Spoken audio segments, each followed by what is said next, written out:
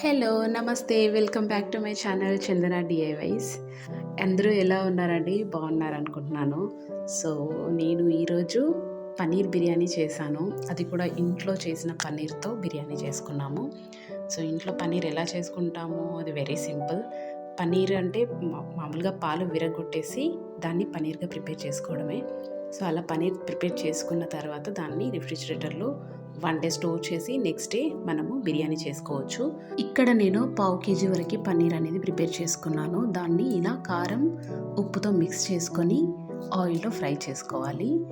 మనం బిర్యానీ ప్రిపేర్ చేసుకోవడం కన్నా ముందు ఇలా పన్నీర్‌ని కాసేపు ఫ్రై చేసుకోవాలండి. ఫ్రై చేసుకొని పెట్టుకొని బిర్యానీలోకి యూస్ చేయాలి.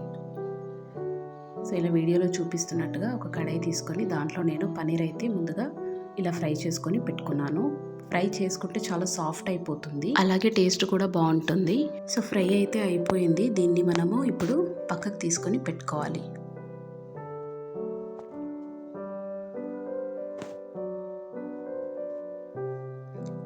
ఇలా సైడ్కి తీసుకొని పెట్టుకొని తర్వాత ఒక వెడల్పాటి స్టీల్ గిన్నె తీసుకున్నానండి. దాంట్లోనే బిర్యానీ ఆకు వేసి అలాగే కొంచెం మసాలా వేసుకున్నాను. ఎక్కువగా మసాలా వేయలేదు.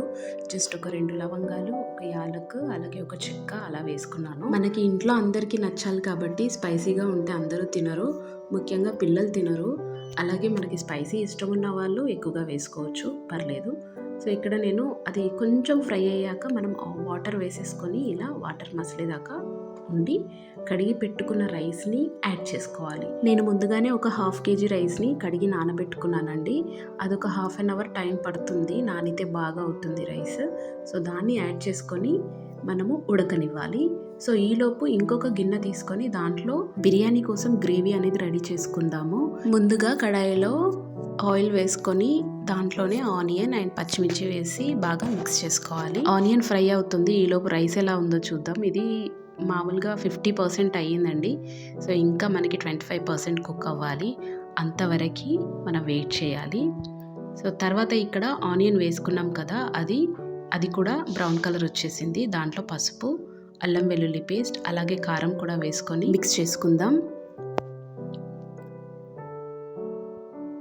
మనకి టేస్ట్ అనేది ఇక్కడే వస్తుందండి. కారం కూడా కొంచెం ఆయిల్లో ఫ్రై అయితే చాలా టేస్ట్ ఉంటుంది. అందుకని కారం కూడా కొంచెం ఫ్రై చేసుకోవాలి. సో, ఇప్పుడు కట్ చేసి పెట్టుకున్న టమాటో కూడా వేసుకొని మిక్స్ చేసుకుందాం. దీన్ని ఒక 2 మినిట్స్ మగ్గాక మళ్ళీ ఒకసారి కలిపేసుకొని దాంట్లో మనం ఫ్రై చేసి పెట్టుకున్న పన్నీర్ అండ్ కొంచెం సాల్ట్ వేసుకొని కలిపేసుకోవాలి.